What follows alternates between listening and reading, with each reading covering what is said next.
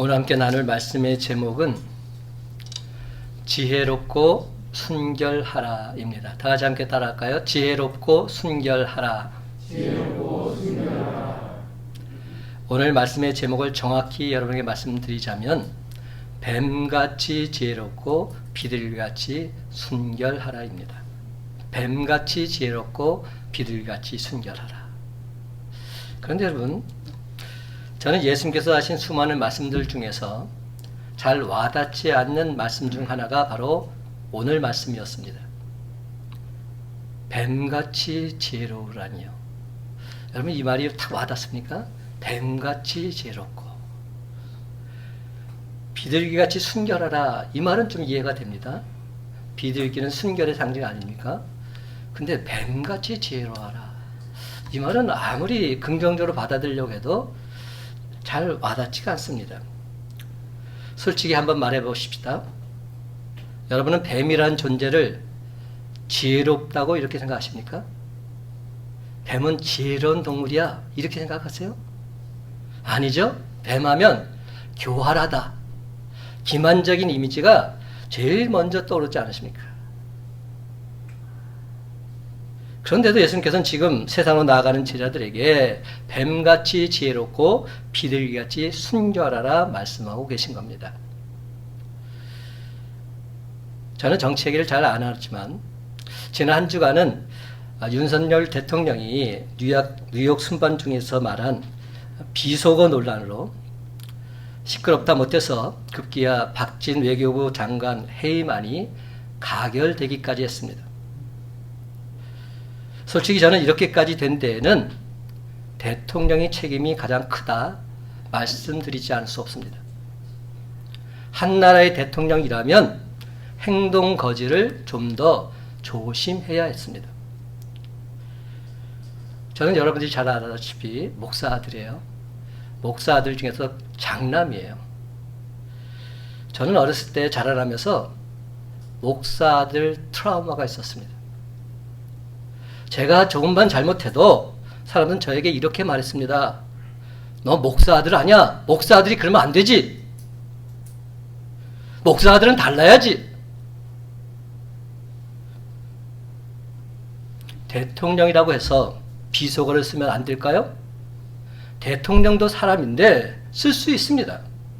하지만 한 나라를 이끄는 지도자일진데 빌미를 줘서는 안 된다는 겁니다. 저는 어렸을 때 또래의 아이들처럼 팝송을 너무나도 잘 부르고 싶어서 나름 들리는 대로 한글로 적어서 팝송을 불렀던 적이 있습니다. 제가 노래는 좀 하잖아요. 근데 영어로 하는 노래는 하기가 참 어렵더라고요. 그래서 들리는 대로 제 나름대로 한글로 써서 팝송을 멋지게 불렀던 기억이 납니다. 노래만 부르는 것이 아니라 춤까지 춰가면서 이렇게 불렀던 기억이 나요. 지금 와서 생각해 보니까 말도 안 되는 내용으로 노래를 불렀던 겁니다. 하지만 그렇게 들렸기에 춤까지 추어가면서 신나게 불렀던 기억이 지금까지 새록새록 나고 있습니다. 근데 여러분, 사람들의 습성이 어떤지 아세요? 사람들은 누구나 다 자기가 듣고 싶은 대로 듣기를 원하는 습성이 있습니다. 한번 테스트 해보세요. 내가 듣고 싶은 대로 듣고 싶어하는 습성이 누구에게나 다 있다는 겁니다. 제가 오늘 이렇게 말씀을 전하잖아요. 똑같은 반응이 안 나타나요. 정반대의 반응이 나타나요. 제가 오늘 뱀처럼 지혜로워라 이렇게 말했더니 아니 목사님 그게 말이 됩니까? 뱀처럼 지혜로운 게 말이 되는 얘기입니까? 이거는 목사님 지금 잘못 설교하신 겁니다. 제가 지금 딱 말하는 순간부터 이렇게 마음을 먹고서 설교를 받는 분들이 계시고요. 아니야, 분명히 목사님께서 이렇게 말씀하셨을 때는 이유가 있을 거야. 이 말씀이 진리이기 때문에 이렇게 말씀하셨을 거야. 이렇게 받아들인 사람이 있습니다. 똑같은 말씀이 선포돼도 반응은 다르게 나옵니다. 참 신기합니다. 내가 생각한 대로 반응이 나오게 되어 있다는 거예요. 한 목사님께서 이런 말씀을 하신 것을 제가 들은 적이 있습니다. 하루는 목사님께서 교사연합회 집회 강사로 초빙되어서 천여 명의 교사들과 목회자들 앞에서 말씀을 전하셨다고 합니다. 그러니까 교사들을 향해서 격려하는 차원에서 말씀을 전했기 때문에 주제가 이런 내용이었대요. 여러분, 내 힘으로는 안 됩니다. 주님이 도와줘야 합니다. 주님이 도와주시면 우리는 넉넉히 이 일을 감당할 수 있습니다. 이렇게 선포하셨답니다. 예, 모두가 다 아멘, 아멘, 아멘으로 화답했다고 해요. 근데 유독 한 분만이 갑자기 웃음을 팍 터뜨리면서 자지러지게 웃는 것이었습니다. 설교 시간에. 이 목사님께서 말씀을 전하다 말고 너무 크게 당황이 됐는데 그래도 마음을 가라앉히고 말씀을 다 전하시고는 그 사람이 누군가를 확실히 받았다가 예배 끝나고 나서 그 사람을 찾아가서 물어봤답니다. 선생님께서는 왜 도대체 그렇게 설교 시간에 크게 웃으셨습니까? 그러자 그분의 대답이 걸작이었어요. 목사님 설교 말씀이 참 재미있었습니다. 목사님의 맨입으로 안 됩니다. 이 말이 얼마나 저도 강하게 다가왔는지 그만 웃어서는 안 되는데 웃고 말았습니다. 죄송합니다. 여러분, 내 힘으로 안 됩니다. 이렇게 말했는데 여러분, 맨입으로 안 됩니다. 이렇게 들었다는 겁니다. 여러분, 그렇게 들을 수 있어요. 똑같은 설교해도요, 전혀 상반되게 들을 수 있어요. 솔직히 오늘 말씀, 이해 안 되는 말씀으로 가득 찹니다. 여러분, 성경을 제가 말씀을 매주마다 전하지만 어떤 때는 저도 이해가 안 되는 말씀이 있을 때가 있어요. 오늘 말씀이 바로 그런 말씀이에요. 예수님께서는 제자들을 복음 전하는 현장에 내보내시면서 내가 너희를 보냄이 양을 이리 가운데로 보낸 것 같다 이렇게 말씀하고 있어요. 지금 예수님께서 양 같은 당신의 제자들 이리들이 득실거리고 있는 소굴로 보내고 계신 겁니다. 이게 무슨 뜻입니까? 지금 예수님께서 제자들을 이리때와 같은 저 세상 사람들에게 보내신 것은 양처럼 겸손하고 온유한 삶을 살아서 저들을 주님 품으로 인도하는 통로가 되라는 뜻이 담겨 있습니다. 그렇게 함으로써 저들의 영혼을 구원함으로 하나님께 영광 돌리는 삶을 살기를 원하고 계십니다. 그러면 여러분, 오늘 말씀을 통해서 진짜 양의 정체성을 확립하시기 바랍니다. 하나님의 양으로 살아가는 삶이야말로 험한 세상에서 믿음으로 승리하는 길이며 우리가 살 수 있는 가장 보람 있고 가치 있고 고상한 삶인 줄로 믿습니다. 사도 바울은 자신이 당한 몇 가지 박해를 말하면서 주께서 이 모든 것 가운데서 나를 건지셨노라 말합니다.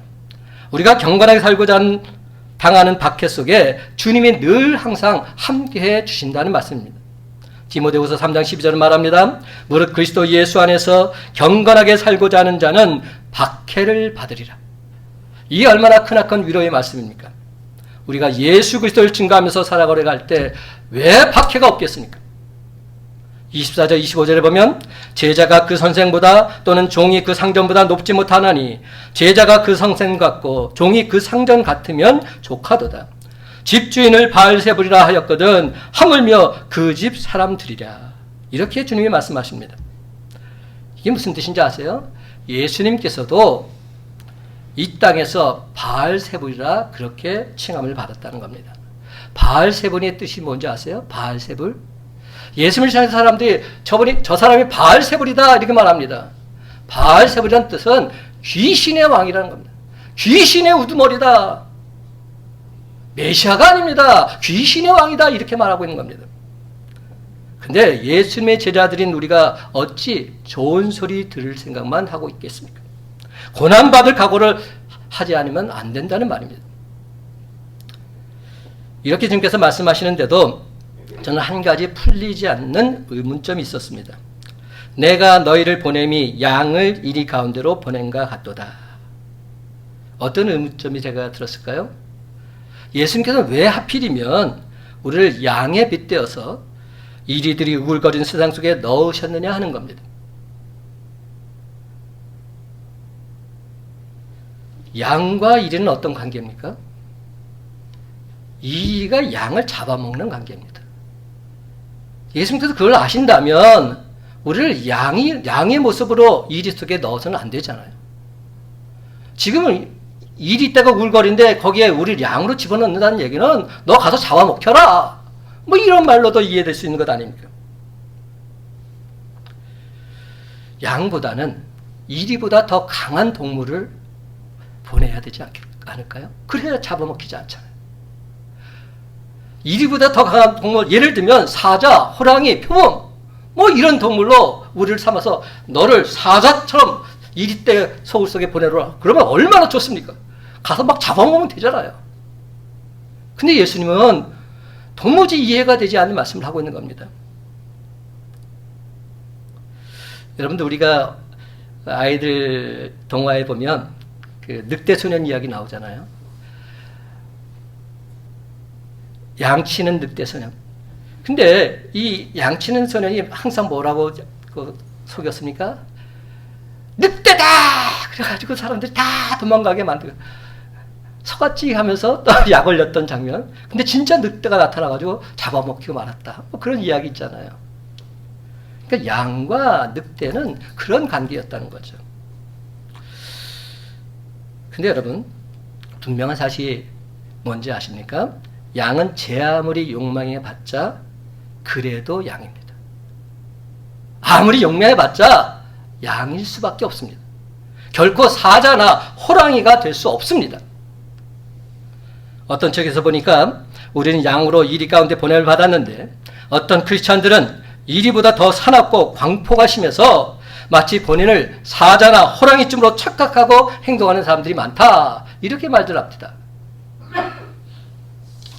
근데 여러분, 제 아무리 사자 같은 양이라 할지라도, 제 아무리 사자 같은 양, 호랑이 같은 양이라 할지라도 이리에게는 이길 힘도 능력도 없는 무능력한 존재일 수밖에 없는 겁니다. 그런데도 예수님께서는 우리들에게 염려하지 말라고 하십니다. 이해가 되세요? 지금 양 같은 우리들 이리떼 소굴로 보내면서 염려하지 말라니요. 그렇다면 도대체 왜 그렇게 말씀하셨을까 하는 것을 우리가 발견해야 한다는 겁니다. 우리가 믿는 예수님은 어떤 분이십니까? 실수가 없으신 분이십니다. 1.1핵도 변함이 없으신 그러한 분이십니다. 여기서 우리가 놓쳐서는 안 되는 부분이 있습니다. 예수님은 우리를 이리 가운데 그냥 보내지 않으셨습니다. 우리 믿는 사람들은 모두가 다 목자가 있습니다. 그렇습니다. 우리는 목자 있는 양입니다. 목자 있는 양. 그냥 혼자 다니는 양이야 언제고 일의 밥이 될 수밖에 없겠지만 목자와 함께라면 모든 어려움에 처할 때마다 일이야 싸우는 것은 양이 아닙니다. 목자입니다. 목자가 대신 싸워주는 겁니다. 이 사실을 결단코 잊지 마시기 바랍니다. 목자가 대신 싸워주시는 거예요. 그렇습니다, 여러분. 예수님께서 바로 우리의 목자가 되십니다. 선한 목자이신 예수님께서 저와 여러분과 함께 하실진데 이리와 늑대가 제 아무리 우리를 헤아려 한다 할지라도 전혀 걱정할 필요가 없습니다. 왜냐하면 주님께서 다 물쳐 주실 것이기 때문입니다. 다시 한번 분명히 말씀드립니다. 우리는 혼자가 아닙니다. 확실한 보디가드가 있습니다. 우리가 목자이신 예수님과 함께 동행하기만 하면 언제 어디서 어떤 상황 속에서도 저와 여러분 반드시 승리하게 될 줄로 믿습니다. 이사야 53장 6절은 말합니다. 우린 다 양 같아서 그릇 행하여 각기 제 길로 갔거늘 여호와께서는 우리 모두의 죄악을 그에게 담당시키셨도다. 그러므로 사랑하는 성도 여러분, 목자 없는 양들처럼 제멋대로 행동함으로 이리의 밥이 되지 마시고 선한 목자가 말씀하신 대로 순종하며 따라가는 진짜 양들이 다 되시기 바랍니다. 그렇다면 여러분, 오늘 시간 양된 우리들을 향해서 선한 목자이신 예수님께서 무엇이라 말씀하고 계십니까? 뱀같이 지혜롭고 비둘같이 순결하고 말씀하십니다. 뱀같이 지혜롭고 비둘같이 순결하라. 16절 말씀 다 같이 함께 읽어봅시다. 16절 시작.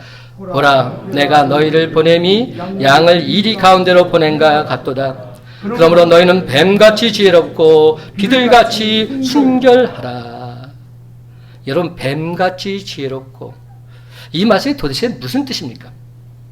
창세기 3장에서 보면 뱀이 하와를 꼬여서 타락시킬 때 한 말을 보게 되면 뱀이 매우 지혜롭다는 사실을 발견하게 됩니다. 뱀은 인간의 허점이 무엇인지를 잘 알고 있고 그 점을 공격해서 자신의 목표를 달성하고 있습니다. 뱀이 한 짓이 옳은가 그른가를 떠나서 뱀의 지혜로움만을 들어서 말씀하고 계신 것으로 우리가 볼 수 있습니다. 또한 여러분, 그 다음 비둘기같이 순결하라. 이 말은 전혀 하자가 없을까요? 여러분, 비둘기는 여러분 어떻게 생각하시죠? 비둘기 하면 어떤 상징으로 생각하세요? 평화의 상징, 이렇게 보죠. 순결의 상징. 비둘기는 이렇게 생각해요. 그러니까 주님께서 이렇게 말씀하신 것, 비둘기같이 순결하라. 이 말은 별 문제가 없지 않느냐? 이렇게 생각을 하고 말할 수 있습니다. 근데 여러분, 새를 관찰했던 조류학자들에 의하면 비둘기처럼 어리석은 새는 없답니다. 멍청하대요. 한마디로 말해서 바보 같아. 그러니까 비둘기는 겉보기와는 달리 멍청한 새라는 겁니다. 어리석은 새라는 겁니다. 성경에서도 이렇게 말씀합니다. 호세아 7장 11절 에브라임은 어리석은 비둘기같이 지혜가 없어서 애굽을 향하여 부르짖으며 아수르로 가는도다. 에브라임이 이스라엘 백성들을 말합니다. 이스라엘 백성들이 어떤 모습이냐? 어리석은 비둘기같이 지혜가 없다. 이렇게 말하고 있는 겁니다. 그래서 성도들이 비둘기의 순결함만을 추구하다 보면 어리석음에 빠질 수 있습니다. 성도들이 세상의 정신과 성경의 가르침 사이에서 헷갈릴 때가 많습니다. 왜냐하면 성경 말씀의 올바른 뜻을 깨닫지 못하고 제멋대로 해석하고 엉뚱하게 적용하기 때문에 그렇습니다. 그렇습니다, 여러분. 말씀대로 믿음으로 산다고 말하지만 말씀과 믿음의 참된 의미를 알지 못하고 열심만 부리다 보면 크나큰 낭패를 보게 되는 겁니다. 믿음에는 여러 가지 요소가 있는데 그 중에 가장 중요한 한 가지 요소는 바로 지혜입니다. 믿음 있는 사람은 지혜로워야 한다는 겁니다. 아무리 좋은 일이라도 내가 감당할 수 있는 일인지 감당할 수 없는 일인지 지혜롭게 분별하지 못하고 덤벼들게 되면 크나큰 문제가 발생하게 됩니다. 분별과 선택의 지혜를 얻지 못하면 말씀대로 살려고 노력한다는 그 성도들 날마다 사기꾼들의 밥이 되기 십상입니다. 그야말로 이리의 밥이 되는 양의 신세가 되고 마는 겁니다. 사랑하는 성도 여러분, 주님이 양을 이리 가운데 보내시는 것은 이리 밥이 되라고 보내시는 것이 아님을 명심하시기 바랍니다. 바보가 되라는 게 아닙니다. 성도는 늘 손해만 보고 살아야 된다는 그런 말씀 아닙니다. 이리의 정신이 아니라 양의 정신으로 살라는 말씀을 전해주고 있는 겁니다. 그럴 때 예수님 당시께서 친히 함께 하셔서 양의 정신으로 행하는 성도들을 이리 가운데서 완벽하게 지켜주시겠나 말씀하고 있습니다. 바로 그 순간 하나님의 영광이 나타나게 될 줄로 믿습니다. 그러므로 성도들이 세상을 이기며 살려면 반드시 지혜가 필요합니다. 지혜가 무엇입니까? 우리가 무엇을 하고 무엇을 하지 말아야 할지를 바로 아는 것, 이것이 지혜입니다. 분별과 선택을 바로 하는 것, 이것이 지혜입니다. 22절에 보시면 주님의 이름 때문에 미움을 받을 때 참고 인내하라고 하셨습니다. 그런데 23절에 보면 이 동네에서 박해하거든 저 동네로 피하라고 또 말씀하십니다.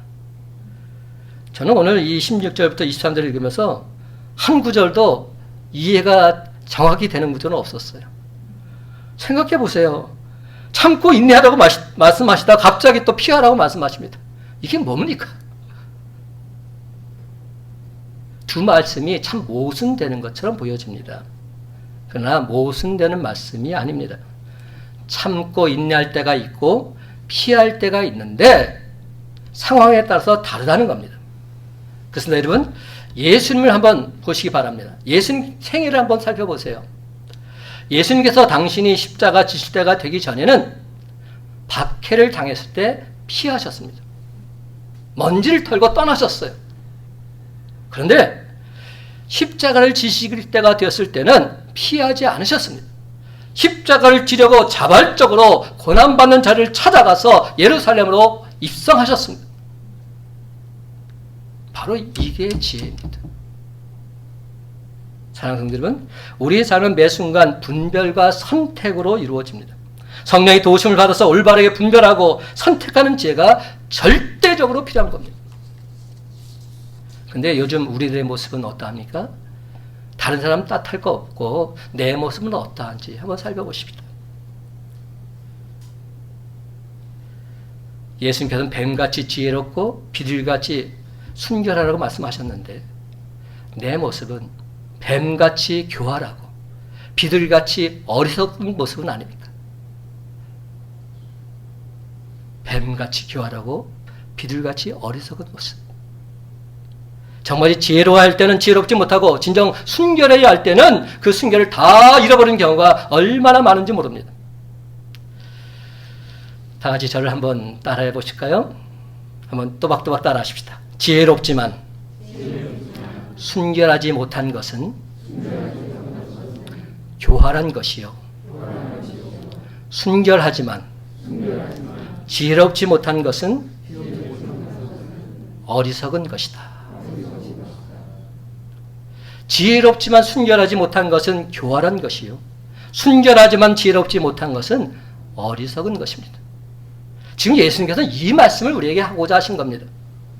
여러분, 예수 믿는 사람은 지혜와 순결 이 두 가지 중 하나라도 잃어버려서는 아니 됩니다. 지혜와 순결 이 두 가지를 다 지녀야 합니다. 이는 우리 주님께서 당신의 사랑하는 양들에게 진심으로 부탁하신 말씀이기 때문입니다. 뭐라고 부탁하셨습니까? 뱀같이 지혜롭고 비둘기같이 순결하라. 둘 다를 말씀하셨어요. 뱀같이 지혜롭고 비둘기같이 순결하라. 사랑하는 성도 여러분, 뱀같이 지혜롭고 비둘기같이 순결한 주님 말씀 그대로 온전히 순종하며 살아가시기 바랍니다. 그래서 마침내 이리떼들이 득실거든 이 세상에서 반드시 살아남을 뿐만 아니라 저 이리떼들까지도 주님께로 인도하는 선도 양들의 모습이 바로 저와 여러분이 다 되시기를 예수님의 이름으로 간절히 축원합니다. 두 번째로 예수님께서는 아무것도 염려하지 말라고 계속 반복해서 말씀하십니다. 아무것도 염려하지 말라. 아무것도 없습니다. 어떤 것은 염려하고 어떤 것은 염려하지 말라 이런 말이 아닙니다. 오늘 말씀뿐만 아니라 성경 곳곳에서 계속 말씀하십니다. 아무것도 염려하지 말라. 19절과 20절 말씀 다 같이 함께 읽어볼까요? 19절 20절 시작. 너희를 넘겨줄 때에 어떻게 또는 무엇을 말할까 염려하지 말라. 그때 너희에게 할 말을 주시리니 말하는 이는 너희가 아니라 너희 속에서 말씀하시는 이 곧 너희 아버지의 성령이시니라. 아멘. 그런데 여러분, 우리 주님께서는 이 말씀을 하시기 전에 먼저 사람들을 삼가라고 하셨지요. 17절 말씀입니다. 사람들을 삼가라. 그들이 너희를 공회에 넘겨주겠고 그들의 회당에서 채찍질하리라. 여러분, 우리가 전도해야 될 대상은 사람들입니다. 그런데 웬일인지 우리 주님은 그 사람들을 삼가라고 말씀하고 계신 겁니다. 광야 40년 동안 모세의 행적을 살펴보면 일이나 전갈이나 독수나 뱀 때문에 위기를 겪고 고통을 당했던 적 별로 없습니다. 아니, 나와 있지 않습니다. 그런데 사람 때문에 고통받고 어려움을 겪은 것은 셀 수도 없습니다. 엄청나게 나타나고 있습니다. 이는 사도바울의 경우도 예가 아닙니다. 하나님을 모르는 이방인들이 그를 괴롭힌 것이 아니라 동족이며 선민인 유대 백성들이 그를 괴롭혔습니다.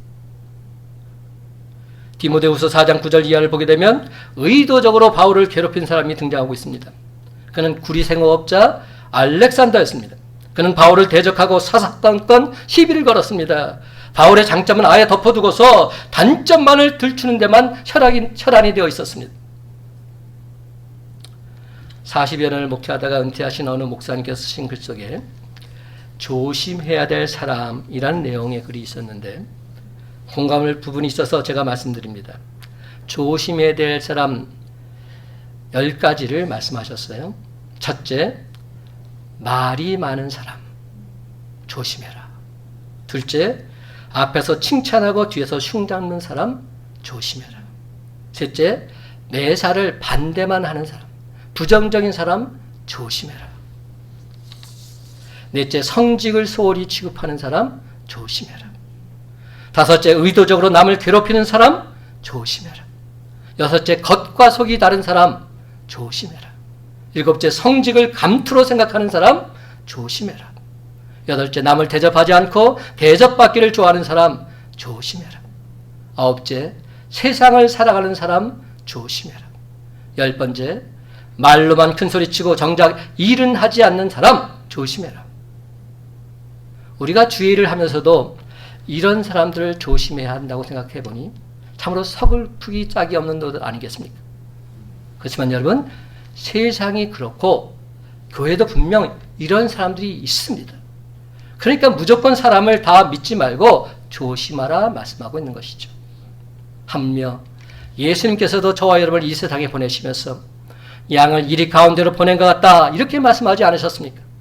이를 보면 우리가 얼마나 사람을 조심해야 하는지 두말할 필요도 없습니다. 사랑하는 성도 여러분, 이 땅에서 예수 그리스도의 증인으로 살아가기 위해서 조심해야 할 것들은 우리들이 분명 조심해야 합니다. 하지만 여기까지만 들으면 두려움이 생깁니다. 우리 마음속에 근심 걱정이 앞섭니다. 근데 여러분, 이러함에도 웬일인지 우리 주님께서는 제자들에게 또 말씀하시기를 염려하지 말라 이렇게 말씀하십니다. 왜냐하면 우리가 전도하러 나서게 되면 지혜의 영이신 성령님께서 우리와 늘 항상 동행해 주실 것이기 때문입니다. 그렇습니다. 성령님께서 제자들에게 힘도 주시고 또한 할 말도 주셔서 능히 감당할 수 있도록 인도해 주실 것이라 약속해 주고 있습니다. 19절과 20절 말씀을 그런 생각을 갖고 깊이 다시 한번 묵상하면서 똑똑히 한 목소리 읽기 원합니다. 너희를 넘겨줄 때, 시작. 너희를 넘겨줄 때 어떻게 또는 무엇을 말할까 염려하지 말라. 그때 너희에게 할 말을 주시리니 말하는 이는 너희가 아니라 너희 속에서 말씀하시는 이 곧 너희 아버지의 성령이시니라. 아멘. 여러분, 제자들 속에 성령님이 계시고 그 성령을 의지하면 성령님이 지혜를 주시겠다는 겁니다. 복음을 증거해야 할 때 무슨 말을 어떻게 할지 가르쳐 줄 테니까 너무 걱정하지 말고 성령님만 전폭적으로 믿고 의지하라고 하십니다. 그런데 이 말씀은 오늘날 우리에게도 그대로 적용되어지는 말씀입니다. 성령님은 전도할 때만 지혜와 능력을 주시는 그런 분이 아니고 우리의 삶의 전반 속에서 우리에게 지혜와 능력을 주시는 분이십니다. 우리가 성공적인 삶을 사는 비결은 성령님의 지혜와 능력을 힘입어 사는 데 있습니다. 그렇다면 우리가 어떻게 성령님의 지혜와 능력을 힘입을 수 있을까요? 성령님은 말씀과 함께 일하시고 또 성령님은 성도의 기도를 통해서 일하십니다. 그렇습니다. 여러분, 말씀 속에는 인생의 모든 지혜와 지식이 있고 성공적인 삶의 원리가 다 들어있습니다. 성령님이 말씀 속에 있는 삶의 원리를 가지고서 우리를 인도해 주고자 하십니다. 그러므로 우리가 성령님의 지혜와 능력을 힘입어서 성공적인 인생이 되기를 원한다면 우리는 날마다 하나님 말씀을 가까이 해야 하고 쉬지 않고 하나님께 기도함으로써 우리 주님과 교제하는 삶을 습관화해야만 하는 것입니다. 말씀과 기도가 삶이 되어야 합니다. 그렇습니다. 우리가 날마다 삶의 현장에서 올바른 선택을 하려면 지혜가 있어야 되는데 늘 지혜가 부족함을 느끼게 되지요. 그럴 때마다 성경 뭐라 말합니까? 지혜가 부족하거든 후히 주시고 꾸짖지 아니하시는 하나님께 구하라 말씀하고 있습니다. 이 말씀 온전히 붙잡으시기 바랍니다. 이 말씀 붙잡고 은혜의 보좌 앞으로 담대히 나가서 하나님의 긍휼하심과 때를 따라 돕는 은혜를 간절히 구하시기 바랍니다. 그럴 때 비로소 우리는 성령님의 지혜와 능력을 힘있게 될 줄로 믿습니다. 사실 저는 목회자로서 설교를 준비하고 선포할 때마다 성령님께서 함께하지 않으시면 단 한마디도 전할 수 없음을 뼈저리게 느끼고 있습니다. 설교를 준비할 때 시간과 자료가 풍부하다고 해서 훌륭한 설교가 완성되어지는 것이 아니라는 말씀입니다. 정말 이 설교는 힘으로 능력으로 되는 것이 아닙니다. 성령의 도우심이 아니고서는 할 수 없는 것, 이것이 말씀을 증거하는 일입니다. 마가복음 13장 11절은 말합니다. 무슨 말을 할까 미리 염려하지 말고 무엇이든지 그때 너에게 주는 그 말을 하라. 말하는 이는 너희가 아니요 성령이십니다. 말하는 이는 우리가 아니고 성령님이시다. 성경은 분명히 말씀하고 있습니다. 사랑하는 성도 여러분, 아무것도 염려하지 말고 주님 말씀만을 믿고 담대히 나아갈 때 성령님께서 저와 여러분의 입술을 주관해 주실 줄로 믿습니다. 성령님께서 듣는 자들의 마음까지도 감동시켜 주실 줄로 믿습니다. 그렇습니다. 여러분, 늘 항상 성령님의 인도하심 따라 말하고 행동함으로써 이는 하나님께서 하셨습니다. 하나님의 전적인 은혜입니다. 모든 영광, 모든 찬송을 하나님께 돌리는 저와 여러분의 삶이 다 되시기를 예수님의 이름으로 간절히 축원합니다. 마지막 세 번째로, 예수님께서는 끝까지 견디는 자는 구원을 얻는다고 하십니다. 끝까지 견디는 자는 구원을 얻으리라. 22절 말씀 다 같이 함께 있습니다. 시작. 또 너희가 내 이름으로 말미암아 모든 사람에게 미움을 받을 것이나 끝까지 견디는 자는 구원을 얻으리라. 아멘. 여러분, 우리가 전도하다 보면 분명 여러 가지 어려움과 난관에 봉착하게 될 것입니다. 왜냐하면 사탄 마귀가 자기 편을 빼앗길까 봐 필사적으로 방해하기 때문입니다. 그렇다고 해서 한 번, 두 번 해보고 안 된다고 포기하는 사람 결단코 전도의 열매 맺을 수 없습니다. 그렇다면 여기서 끝까지 견디는 자란 과연 어떤 자를 말할까요? 통상 우리는 끝까지 견디는 자는 미리 포기하지 않고 열매가 맺혀질 때까지 견디는 자를 생각합니다. 열매가 맺혀질 때까지 견디는 자. 물론 맞는 말입니다. 근데 저는 단지 그렇게만 생각하지는 않습니다. 내 나름대로는 최선을 다했음에도 불구하고 그 결과가 내가 원하는 대로 되지 않을 때도 분명히 있기 때문입니다. 나는 정말로 주님이 원하신 마음을 갖고 최선을 다해서 행했습니다. 근데 결과는 주님이 기뻐하시는 결과로 나타나지 않을 때가 있다는 사실이죠. 비록 그렇다 할지라도 이것이 주님이 원하시는 일이라면 끝까지 최선을 다하시기 바랍니다. I will do the possible, then God will do the impossible. 내가 할 수 있는 최선을 다하면 내가 할 수 없는 그것을 하나님께서 행하여 주실 것입니다. 제가 다녔던 예수전도단 YM의 캐치프레이즈입니다.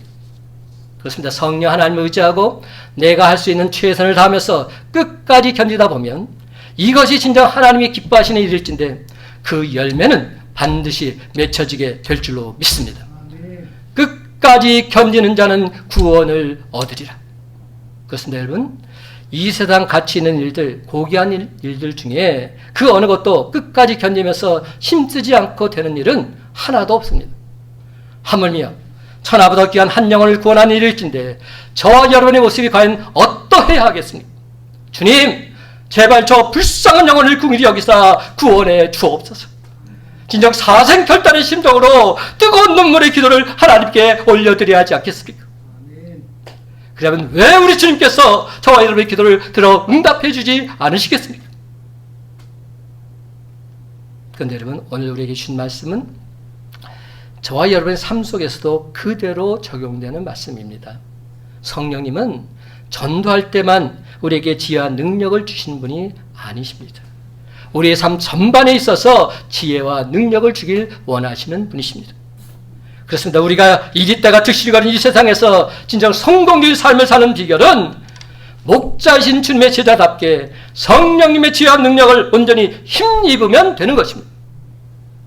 디모데전서 4장 5절 그리고 7절과 8절 말씀 제가 있습니다. 하나님의 말씀과 기도로 거룩하여 지미라. 망령되고 허탄한 신앙을 버리고 경건에 이르도록 내 자신을 연단하라. 육체의 연단은 약간의 유익이 있으나 경건은 범사에 유익하니 금생과 내생에 약속이 있느니라. 아멘입니다. 그래서 우리가 진정 성령님의 지혜와 능력을 온전히 힘입어서 성공적인 인생이 되기를 원한다면 우리는 날마다 말씀을 가까이 하고 쉬지 않고 기도함으로써 우리 주님과 교제하는 삶이 습관화되어야만 합니다. 그러나 사랑하는 성도 여러분, 시마다 때마다 주님 전에 나와서 하나님 말씀을 듣고 온전히 순종하면서 때를 따라 돕는 은혜를 간구하시기 바랍니다. 그러면 저희 모두 다 성령님의 지혜와 능력을 반드시 힘있게 될 줄로 믿습니다. 이제 말씀을 했습니다. 사랑하는 성도 여러분, 오늘 시간 비록 이리 때가 득실거리는 세상 속에서 살지만 양의 정신을 가지고 비둘기의 순결함과 뱀의 지혜를 가지고 살아가겠노라 다시금 결단하시기 바랍니다. 끊임없이 기도와 말씀으로 주님과 교제하며 비둘기의 순결함을 지키면서 동시에 뱀의 지혜로 살게 해달라고 간구하시기 바랍니다. 그렇습니다, 여러분. 이제로는 진짜 양답게 성령님의 지혜와 능력으로 날마다 은혜와 기적을 맛보면서 이집대가 드실거리는 이 세상 속에서 하나님 그분을 담대히 선포하며 살겠노라 결단하며 나아가는 저와 여러분의 복된 삶이 다 되시기를 예수님의 이름으로 간절히 축원합니다.